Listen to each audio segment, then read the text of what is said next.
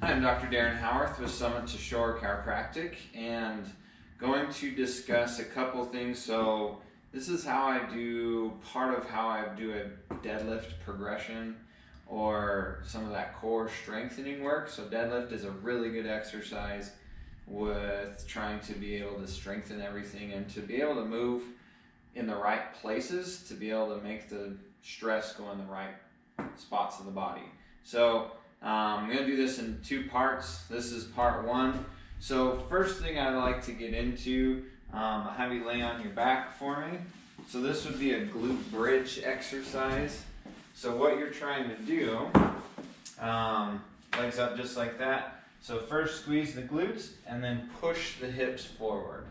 So the glutes here are going to, as they push up, they do the same thing as when you lift up with your back, but they're a lot stronger than your spine, and they're able to do a lot more load, obviously, and more often.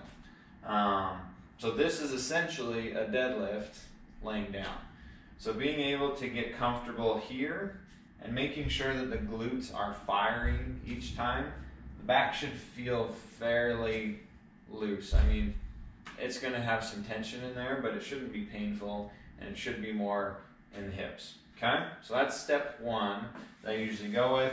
The next one would be a hip hinge position. So getting a stick, dowel, something you got lying around the house. So what you'd want to do is 3 points of contact. So tailbone, upper back, back of the head. So maintaining those 3 points the whole time.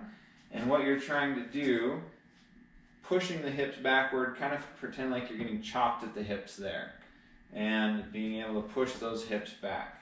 Kind of keep a soft knee just to be able to keep it moving. I don't need a lock knee, but I don't want a big bent knee either. So, and as you can see here, one of the things you can do that's really good, good key is doing it close to a wall. It will give you some feedback on if you're actually pushing your hips back or are you just bending forward. So this is the good example. Bad example would be if you're just bending forward, it comes off that low back. That means you're hinging too much up here, and you're going to put a lot more load on your spine when you try and pick something up. And again, so going back into this is where you want most of that motion. And these two exercises honestly are probably they take the longest time to get used to.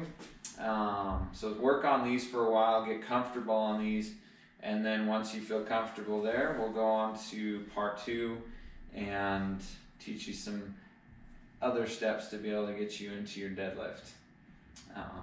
So yeah, tune in for the follow-up, and we'll see you next time. Have a good one.